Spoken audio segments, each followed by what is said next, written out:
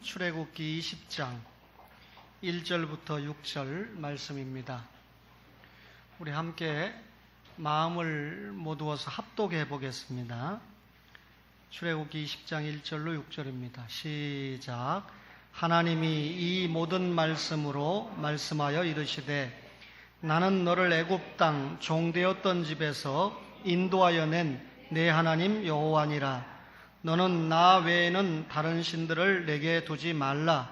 너를 위하여 새긴 우상을 만들지 말고 또 위로 하늘에 있는 것이나 아래로 땅에 있는 것이나 땅 아래 물속에 있는 것에 어떤 형상도 만들지 말며 그것들에게 절하지 말며 그것들을 섬기지 말라.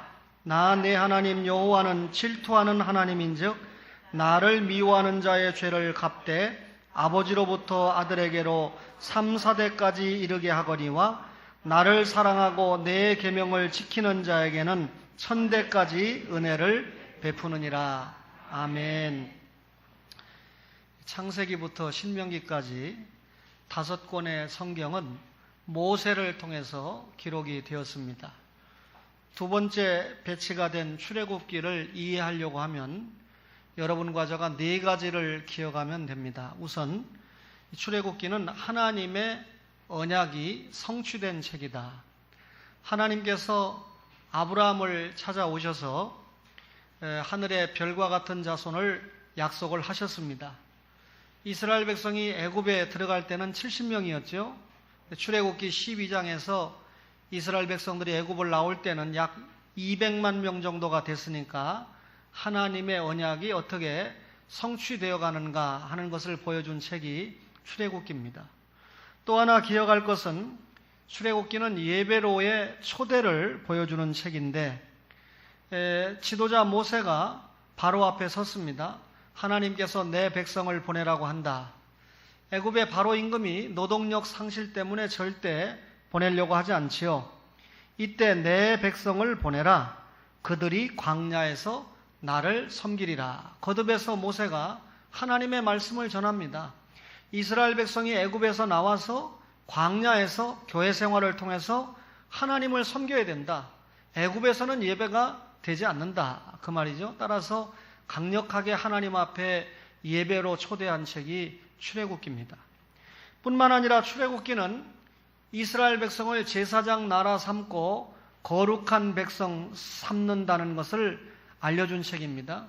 이 제사장 나라라고 하는 것은 이스라엘 백성으로 하여금 세계 만민이 예수 믿고 구원받게 하는데 사용하겠다라는 뜻이고, 거룩한 백성이라고 하는 것은 이들이 하나님의 말씀에 순종하는 백성으로 삼겠다라고 하는 의미가 됩니다. 네 번째 중요한 이해가 출애굽기는 예배의 장소를 명시했다는 겁니다. 이스라엘 백성이 애굽을 나왔습니다. 구원받았죠. 구원받은 신자들이 아무 데서나 예배하는 것이 아니라 하나님을 만나 예배할 장소로 성막을 건립하라고 하나님께서 명령을 하셨습니다. 따라서 출애굽기는 예배의 장소, 어디서 예배 드릴 것인가 라고 명시를 했다면 그 다음에 나오는 성경인 레위기는 예배를 어떻게 드릴 것인가 라고 하는 예배의 종류와 예배의 방법을 우리에게 설명한 책입니다. 중요한 것은 출애굽기도 레위기도 예배를 언급하고 있다. 그 말이죠. 오늘 우상에게 절하지 말며 그것들을 섬기지 말라. 예배에 관한 문제인데 새롭게 예수님을 영접하려고 하는 사람에게 언제나 이 조상 문제가 걸림돌이 되고 있습니다. 조상 숭배 문제가 걸림돌이 되고 있습니다. 예수 믿는 신자들이 예수를 믿는다는 이유 때문에 이 조상 숭배 문제가 걸림돌이 되고 있다. 그 말이죠. 가족들 간에 갈등의 문제가 되고 있습니다. 예수 잘 믿는 사람들은 조상 제사를 하지 않으려고 하고, 또 예수를 잘 믿지 않는 가족들은 조상에게 제사를 드리는 일을 열심히 감당하려고 하니까 이들의 주장이 뭡니까? 조상에게 제사를 지내야 복을 받을 수 있다. 조상을 숭배하는 것은 자녀로서 엄연한 도리이다. 이렇게 이야기를 합니다. 조상에게 제사하면 복을 받는지는 많이 생각을 해봐야 됩니다. 왜냐하면 우리의 조상들이 우리에게 복을 나눠줄 만큼 잘 산 일이 없습니다. 당대 자기들 먹고 사는 문제도 해결하지 못했던 그런 조상들인데 불교와 유교의 풍토 아래서 이런 조상들에게 제사를 지낸다라고 후손들에게 집안 절식 과연 가져다 주실 수 있을까에 대해서는 좀 생각을 해볼 여지가 있습니다. 어쨌든 이 조상에게 제사를 지내야 된다는 이런 전통적인 생각 때문에 갈등을 많이 겪고 있는데, 이럴 때일수록 주님을 잘 영접한 여러분과 저는 하나님을 기쁘시게 하는 선택을 해야 되죠. 먼저 그의 나라와 의를 구하는 자세가 우리에게 필요하지 않습니까? 신앙과 윤리가 상충이 될 때 윤리가 우선이 아니고 하나님 앞에 신앙이 우선이고 신앙 윤리가 우선이다, 그 말입니다. 오늘 십계명을 좀 생각해 보려고 하는데, 출애굽기 20장 1, 2절에 하나님이 이 모든 말씀으로 말씀하여 이르시되 라고 시작을 합니다. 출애굽기 20장은 우리가 잘 알고 있는 십계명을 하나님께서 계시하신 장면인데, 이 십계명은 언약 백성이 받은 최고의 법전이죠. 십계명은 인간이 만든 것 아닙니다. 하나님이 만드셨는데, 어떤 하나님이 만드셨습니까? 이스라엘 백성을 애굽에서 나오게 하시고 구원시켜 주시고 젖과 꿀이 흐르는 가나안 땅으로 인도해 주시는 하나님께서 허락하신 것이 십계명입니다. 이 십계명 뒤에는 10개의 계명 뒤에는 각종 율례가 나오고 있는데 약 70개가 넘는 율법들을 주셨습니다. 따라서 우리가 십계명을 나라의 법으로 생각하면 헌법이다 이렇게 생각하면 그 뒤에 따라오는 율례들은 민법이나 혹은 형법이나 기타 다른 하위법이라고 우리가 설명을 할 수가 있습니다. 하나님께서 이스라엘 백성에게 왜 십계명을 주셨습니까? 오늘 예수 믿는 여러분과 저에게 왜 십계명을 주셨습니까? 분명한 목적이 있는데 그 중에 하나가 만민을 위해서 십계명을 주셨다라고 하는 것입니다. 만민에게 하나님은 절대적인 주권을 가지고 계신 분이다. 또 만민에게 하나님의 뜻을 알려주기 위해서 십계명을 주셨다는 것입니다. 이 십계명을 받고 있는 인간들은 전적으로 무능하고 부패하다는 것을 깨달아서 구원은 자기 스스로 이룰 수 없다는 것을 알려주기 위해서 십계명, 율법을 허락하셨다는 겁니다. 율법을 지켜서 구원받는 사람이 없지요. 십계명을 주신 또 하나의 목적은 불신자를 위해서도 십계명을 주셨다는 것입니다. 십계명은 이 불신자들로 하여금 율법의 저주 아래 두게 합니다. 여러분, 율법을 100% 지키면 구원받을 수 있습니다. 문제는 아담 이후에 어떤 인간도 율법을 100% 지킬 수 없다는 것이죠. 예를 들면 간음하지 말라 그랬는데 간음 안 하면 율법을 지킨 겁니다. 그런데 마음에 음욕을 품었으면 이미 간음했다라는 주님의 말씀을 생각할 때 여러분과 저가 율법을 100% 지킨다는 것은 불가능합니다. 따라서 불신자로 하여금 율법을 100% 지키지 못했는데, 그러면 예수를 믿어야 구원받는데 예수님도 믿지 않고 율법도 지키지 못했으니까 주님이 재림하시는 최후의 날에 심판받을 수밖에 없다는 것을 불신자에게 알려주기 위해서 율법을 주셨다, 십계명을 주셨다, 그 말입니다. 십계명은요, 성도를 위해서도 주셨는데, 여러분과 저는 언약 공동체의 일원 아닙니까? 하나님의 자녀 아닙니까? 따라서 하나님의 언약의 참뜻을 깨달아서 현실 생활에서 우리가 어떻게 살아야 되는가 아주 쉽게 생각합시다. 이스라엘 백성이 애굽에서 모세의 인도를 통해서 나왔습니다. 그때 여러분 6월절 어린 양의 피가 발리온 집은 하나님의 심판이 넘어가지 않아요? 예수 그리스도의 보혈을 믿는 자는 구원받는다라고 하는 것을 우리에게 알려준 계시사건 아닙니까? 애굽에서 나왔다고 하는 말은 예수 믿고 구원받았다라는 뜻이에요. 그럼 예수 믿고 구원받은 신자들이 구원받고 난 다음에 하나님, 제가 지금부터 어떻게 살아야 됩니까? 어떤 목적을 가지고 살아야 됩니까? 라고 질문을 했을 때 하나님께서 구원받은 신자들에게 주신 것이 십계명을 유시한 율법이에요. 오늘 출애굽기 20장 2절에 나는 너를 애굽 땅 종되었던 집에서 인도하여 낸 내 하나님 여호와니라. 여러분, 이미 인도를 했습니다.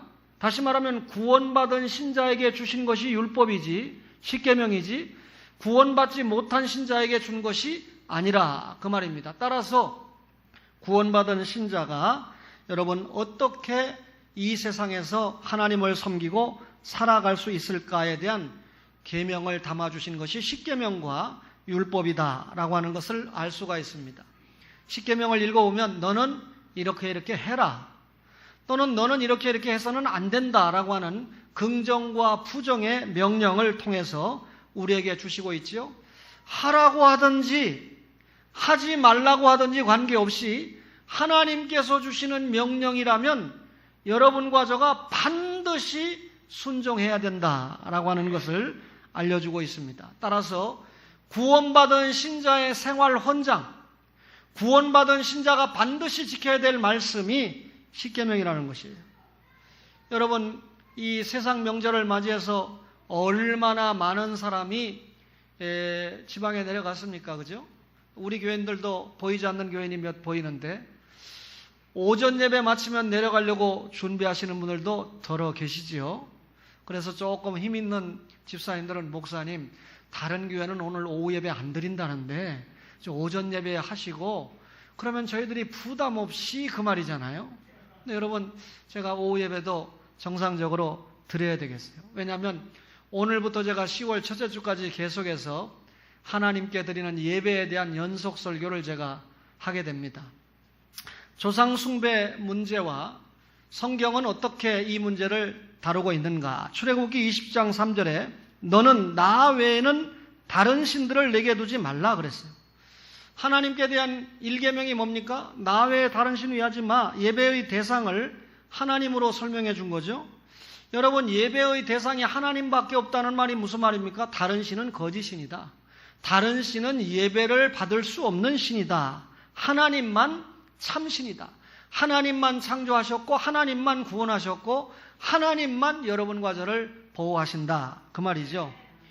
그러면 제사는 어디에서 왔습니까? 우리가 보통 이 공자가 제사를 만들어서 우리에게 퍼뜨리는 것이 아닌가. 그런데 약 4,000년 전에 순나라의 요라고 하는 사람이 제사를 만들었다는 것입니다.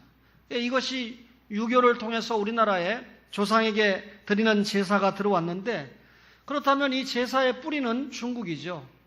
그런데 오늘날 한국의 각 교파나 교단들이 앞다투어서 제사, 조상에게 제사를 드리는 것은 성경적으로 좀 곤란하다고 생각하니까 대체해가지고 추도 예배 혹은 추모 예배 이런 것을 만들어서 지키고 있습니다. 그렇다면 여러분, 추도 예배라고 하는 것이 뭡니까? 추도 예배가 제일 먼저 시작된 것은 1897년에 정동 감리교회를 다니던 이무영이라고 하는 사람이 시작을 했습니다. 이 당시 우리나라에서 활동을 하던 감리교회 아펜젤라 선교사 등이 발행한 신문이 있는데, 그 신문이 조선 그리스도의 화보라고 하는 신문인데, 이 신문 구호로에 이렇게 기록을 했습니다. 최초로 추도 예배를 드린 사람은 이무영이란 사람이라는 정동 감리교회 교인이었다. 그는 궁궐에서 물품을 관리하는 사람으로 정삼품의 높은 직위에 있던 사람이며 윤치호와 함께 독립협회를 운동한 사람이었다. 이무영은 모친 기일이 되어서 어떻게 할까 고민하다가 추도 예배를 착안하였다. 이 기사를 보고 다른 교인들이 좋다고 생각하여 그 이후 정동교회에서 추도 예배를 많이 드렸다. 이렇게 소개하고 있습니다. 그러면 추도 예배 시작이 누굽니까? 정동 감리교회 이무영이라고 하는 사람이 자기 어머니 기일에 예수 믿으니까 제사는 드릴 수 없고 어떻게 하면 좋을까 혼자 고민하다가 추도 예배를 시작을 했다라고 하는 것입니다. 여러분, 당시 우리나라에는 이 근본주의 신앙을 가진 선교사들이 복음을 전했어요. 미국 남장로교회나 북장로교회나 호주 장로교회나 캐나다 장로교회에서 파송받은 여러 선교사님들이 예수님의 십자가를 믿고 예수님의 부활을 믿을 때 구원받는다고 하는 성경적 복음을 전해주었습니다. 그러면 이렇게 성경적 복음을 전해주었던 선교사님들은 한결같이 제사를 금했습니다. 선교사들이 복음을 전해주면서 복음을 알지 못하는 우리 이 조상들에게 하나님의 말씀을 전해주면서 조상에게 제사 드리는 것은 안 된다라고 가르쳐 주었음에도 불구하고 이무영이라고 하는 사람이 이 말씀을 위반하고 스스로 수도 예배를 결정을 했다. 그 말이죠. 시간이 좀 흘러서 1934년에 감리교가요, 아예 이 추도 예배를 교리적으로 정했습니다. 그러니까 이 감리교에서는 1934년부터 추도 예배를 드리는 것이 합법적이다. 교리와 장전에 삽입을 했습니다. 이런 감리교의 영향을 받은 성결교와 구세군도 1950년대에는 추도 예배 드리는 것을 당연시했습니다. 장로교회는 조금 늦어서 1970년대부터 추도 예배를 드리는 것이 상관없다 인정을 했습니다. 여러분, 로마 가톨릭에서는요, 선교라는 어떤 이름으로 이 염주와 제물을 함께 차려놓고 제사를 드리지 않았습니까? 이번에 프란체스코 교황이 왔을 때 124명의 시복식을 했는데 그 복자로 임명한 배경에는 이분들이 조상 숭배, 조상 제사 문제를 반대하다가 순교했다는 이유 때문에 복자로 시성식을 해준 겁니다. 여러분 잘 아시죠? 그 말은 1784년에 우리나라에 천주교가 전래된 이래 초창기에 많은 사람들이 조상 숭배 문제로 소위 천주교에서 순교자를 배출했다는 뜻입니다. 그런데 교황 비오 12세가 1939년에 정식으로 제사를 드려도 상관이 없다 발표를 했습니다. 여러분, 교황이 이제는 제사를 드려도 상관없다고 발표를 했다면 그 이전에 제사를 드리는 문제로 순교한 천주교 신자들은 뭐가 되는 거죠? 그러니까 천주교는 정확한 진리를 가지고 있지 않기 때문에 어떤 때는 제사를 드리면 안 되고 지금은 제사를 드려도 되는 종교가 천주교가 된 거예요. 그러면 지금 엄연히 제사를 드려도 되는 종교가 제사 문제를 반대하다가 목숨을 잃었다는 사람을 복자로 임명하는 건 또 무슨 일인가? 여러분, 정확하게 우리가 역사를 알고 가르치면 돼요. 그냥 천주교를 공격하면 목사가 천주교를 공격한다 이런 소리를 들을 수 있으니까 제가 부산 외국어대학교에 가서 강의를 할 때도 그냥 역사에 있는 그대로만 가르쳐주면 젊은 아이들의 가슴 속에 피가 끓죠. 종교재판이라는 게 이런 거구나. 종교개혁이 뭐 때문에 일어났구나 하는 것을 역사적으로 있는 그대로 사건을 가르쳐주면 여러분, 바른 종교를 갖는데, 기독교 신앙을 갖는데 굉장히 도움을 주죠. 여러분, 천주교 신자들은 교황의 칙령을 성경과 동등하게 여기기 때문에 지금 교황이 제사 드리는 게 문제가 되지 않는다 발표가 됐으니까 천주교 신자들은 술 먹는 것도 담배 피는 것도 제사를 드리는 것도 아무런 문제가 되지 않죠. 여러분, 오늘날 한국교회가 명절 혹은 이 추석과 같은 명절이나 혹은 여러 이 절기 또 조상이 죽은 이 기일을 맞이해서 추도 예배를 드리는 방법, 다시 말하면 예배 구범을 만들어 가지고 추도 예배 혹은 추모 예배 혹은 차례 예배 이런 것을 드리고 있습니다. 아무거나 갖다 붙이면 예배예요. 여러분, 우리 민족은 효를 다하는 민족 아니냐? 기독교가 내 부모를 공경하라고 했으니까 효의 종교가 아니냐? 그래서 기독교 제례의 의라고 하는 것을 만들어 가지고 각 신자들에게 어떻게 추도 예배를 드릴 수 있는가를 가르쳐주고 있습니다. 여러분, 추도 예배가 뭡니까? 제사를 드리는 제주로부터 이대조니까 할아버지까지죠.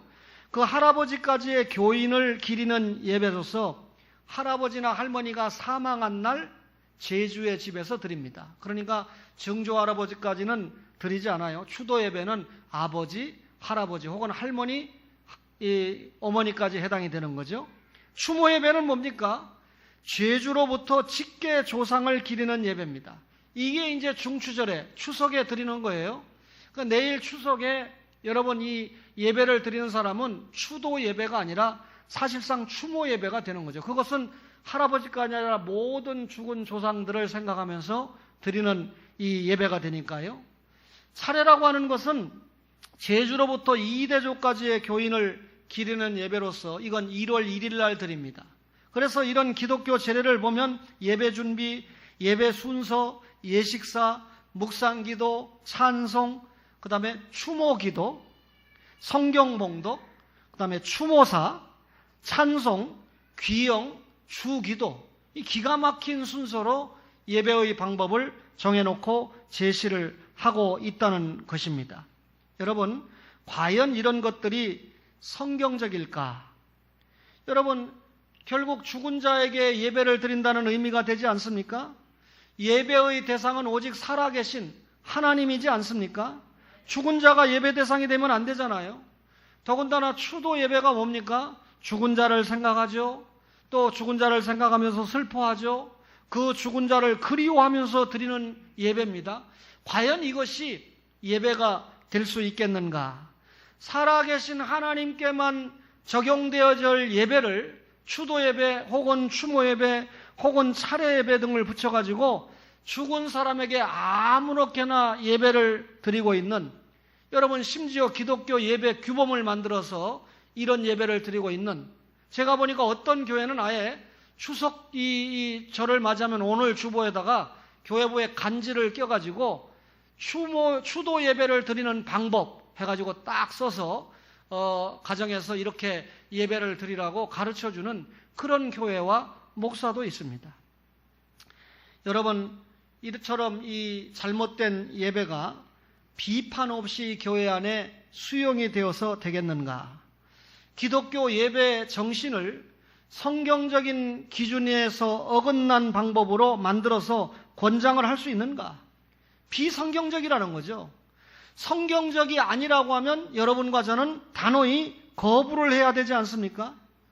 여러분, 그래도 한국교회 일부 교단에서는 추도 예배가 부당하다, 잘못된 것이다 라고 성명을 발표하고, 또 저처럼 이렇게 시대에 뒤떨어진 목사 소리를 들으면서도 성경이 아니기 때문에 추도 예배는 안 된다라고 가르치고 있는 목사가 있어서 다행이라는 생각입니다.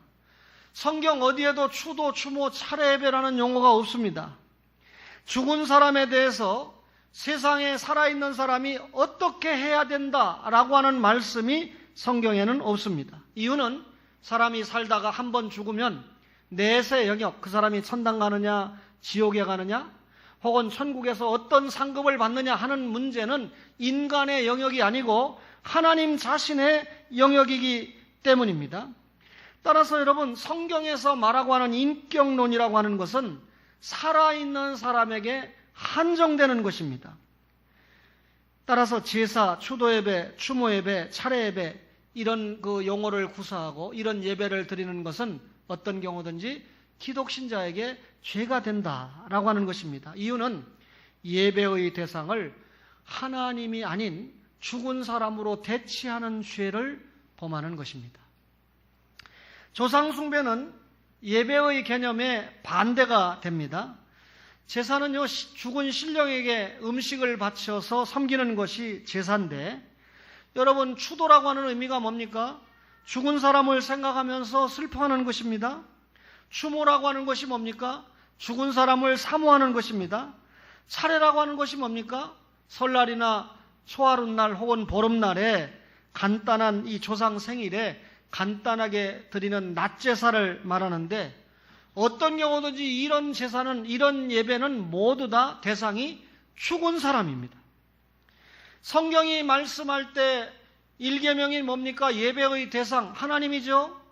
2계명이 뭡니까? 천주교는 아예 2계명 없죠. 예배의 방법이죠. 우상 만들어 섬기지 마라. 3계명은 뭡니까? 예배의 정신이죠. 여호와 이름 망령 때 일컫지 마라. 4계명은 뭡니까? 예배의 시간입니다. 안식일, 주일 지켜라. 그런데 여러분, 제사나 추도나 추모 예배는 하나같이 그 대상이 죽은 사람이고, 하나님께만 사용되어야 될 예배가 오용되고 있는 죄악을 우리가 낳고 있다, 그 말입니다. 여러분, 죽은 사람을 생각하며 드리는 추도나 추모 예배는요, 결국은 죽은 사람의 업을 드러내고 죽은 사람의 덕을 드러내고 또 죽은 사람의 여러분 그 날짜를 기억하는 죄를 범하는 거 아닙니까? 이것은 여호와를 망령 때 일컫는 행위다, 그 말입니다. 예배라고 하는 말 자체는 하나님 외에 해당되지 않습니다. 다른 신에게 예배라고 하는 말을 적용할 수 없다, 그 말입니다. 따라서 여러분이 조상을 숭배하는 문제는 성경의 명령에 엄격하게 위배가 됩니다. 성경은 여러분들이 찾아보시도록 하고요. 예를 들면 레위기 19장 28절을 보면 죽은 자를 위해서 이교도와 같이 슬퍼하지 말아라. 여기 이교도와 같이 슬퍼하지 말아라. 이 말씀을 잘못 오해해가지고 어머니가 돌아가셨는데 울지 말라 이 말인가? 여러분, 이별의 정이 있으니 어찌 눈물이 안 나오겠어요? 여러분, 3년상을 한다고, 여러분 이교도처럼 3년상을 한다고 어머니 묘 앞에서 만사 제껴놓고 그러다가 또 그 사이에 아버지 돌아가시면 또 3년상 해야 되니까 완전히 여러분 설명 안 해도 알지요? 성경은 죽은 자에 대해서 예물 드리는 것도 금했습니다. 성경은 죽은 자에게 제사 드리는 것은 바알보를 섬기는 우상숭배죄라고 지적을 합니다. 성경은 죽은 자를 기념하지 말라고 했습니다. 성경은 우상과 관계되는 모든 종교 행위를 저주하고 심판한다 그랬습니다. 무당들, 우상숭배자들, 또 다른 사람으로 하여금 우상숭배에 빠지게 하는 사람들, 자녀를 우상에게 불제사 드린 사람들, 신접한 남녀와 무당 반드시 죽여버리라. 그렇게 성경은 강력하게 엄명을 하고 있습니다. 성경은요, 우상과 관계되는 모든 종교적 일자를 폐하라고 했습니다. 사람의 유전, 절기, 월삭, 안식일, 천사숭배, 이런 것은 모두 다 세상의 초등학문이다. 왜? 모든 것을 주님이 완성해 놨거든요. 율법을 주님이 완성해 놨거든요. 따라서 이 모든 것은 세상의 초등학문이고 쓰는 대로 부패로 돌아간다고 지적을 하고 있습니다. 지금 한국교회는요, 외적인 부흥이라고 하는 물량적인 비대와 함께 여러분 교회 안에 얼마나 많은 세속이 자리를 잡고 있는지 모릅니다. 하나님의 교회에서 하나님의 말씀을 전하지 않고 여러분 말씀에서 빗나간 말씀 한 구절 먹고 목사의 훈화가 여러분 떨어지고 있습니다. 여러분 세상적인 방법이 교회 안에 가감없이 들어오고 있습니다. 말하자면 하나님의 영광보다는 인간에게 초점을 맞추는 경향이 너무나 농후하다는 거죠. 지난 1979년 12월 19일 수요 예배 시에 여의도에 계신 한 목사님이 고린도전서 9장을 강의하면서 조상에게 제사 드리는 것은 죄가 아니고 참 좋은 일이다. 목사가 강의하면서 조상에게 제사를 드리는 것은 죄가 아니고 참 좋은 일이다. 여러분, 이때 한국 교계가 얼마나 폭발적인 음성을 내놨는지요. 크리스찬 신문의 목회자와 신학자 10명이 엄선이 돼가지고 과연 조상숭배가 죄인가 아닌가 문제를 기고를 했습니다. 결국 그렇게 설교한 목사는 이단이다라고 지목을 받았습니다. 전 한국교회가 자기 빼놓고 다 이단이라고 하니까 이분이 공개적으로 사과를 하고 그 다음부터는 조상숭배가 죄가 아니다라는 말을 하지 않고 있습니다. 그나마 다행이죠.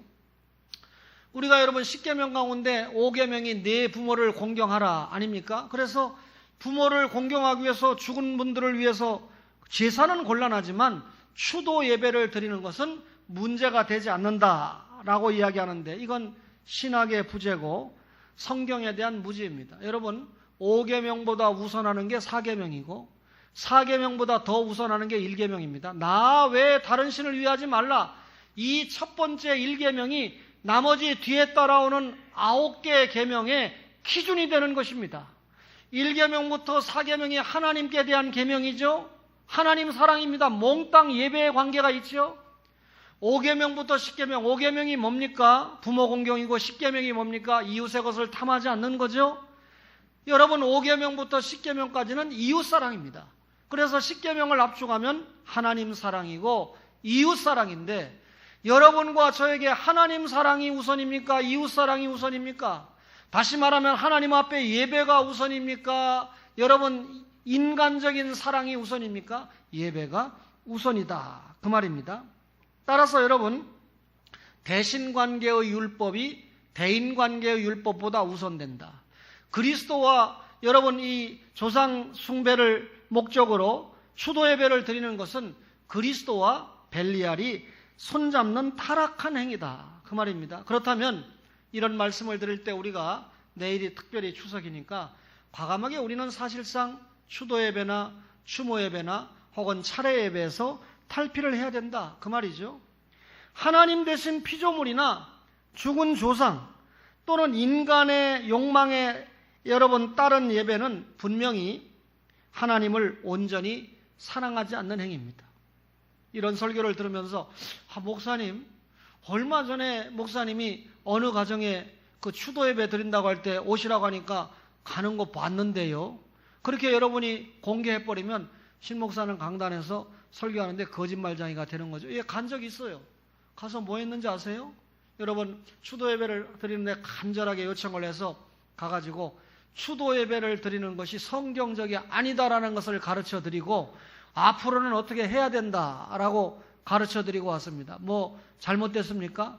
그거 말고 또 다른 집에 가지 않았습니까? 예, 아주 굉장히 믿음이 약한 집인데 추도 예배를 드리는데 예수 믿고 조금 이제 추도 예배로 바꿔보려고 하는데 목사님이 안 오시면 삐껴가지고 교회 안 나올 것 같아서 제가 얼마나 불쌍한 마음으로 갔습니까? 가가지고 여러분 이 예배를 드려주면서 설교는 추도에 전혀 맞추지 않고 이 가족들이 신앙생활을 잘해야 되고 돌아가신 부모님이 예수를 믿었으면 그 예수 믿은 부모님이 얼마나 자녀들이 신앙생활을 잘하기를 생전에 바라셨겠는가. 신앙생활 잘해야 된다라고 하는 것을 가르쳐주기 위해서 가죠. 그러다가 그분이 집사가 되고 조금 믿음이 성장하면 이제 정확하게 추도 예배 때 나를 청하면 죄입니다. 오늘 이 자리에 설교를 들으신 분들이 추도 예배에 나를 초청하는 것은 이제 고려를 해봐야 되죠.